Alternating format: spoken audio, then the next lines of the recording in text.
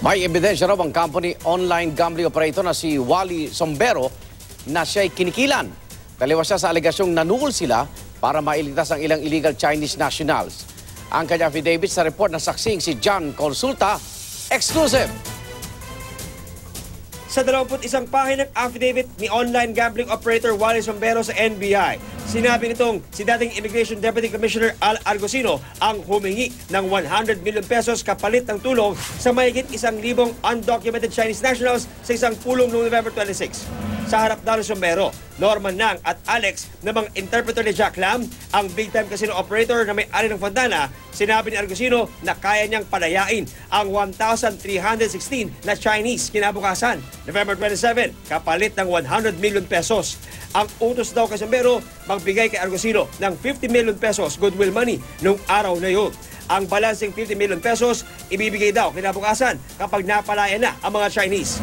Hating gabi ng November 27 sa Irwin's Gastro Pubs sa City of Dreams daw binigay ni Sombero ang 20 million pesos kina Argusino at Commissioner Mike Robles na kinuha niya sa VIP casino ng naturang hotel casino.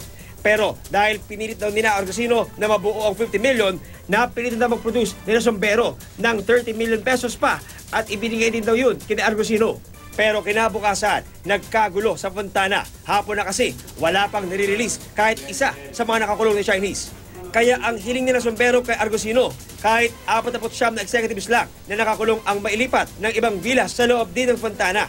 Nakalabas naman daw ang 49 na Chinese. Pero humirit pa raw sinalam na ilipat ng ibang villa pa ang may 400 Chinese na nakakulong.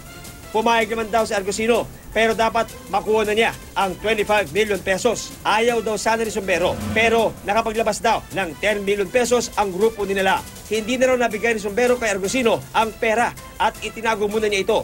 Ang transaksyon ito, sinabi raw ni Sombero kay Immigration Intelligence Chief Charles Calima. Binalak daw nilang i-entrap sina Argusino at Robles, pero kinapos daw sila ng panahon. Sa panayam ng Super Radio DZWB, emosyonal na itinanggi ni Argusino ang parata. Bahagi raw ang lahat ng kanilang misyon na maipako si Jack Lam. Nagtatago na po kami ngayon. Kasi kung hindi po ordinaryo yung kalaban namin.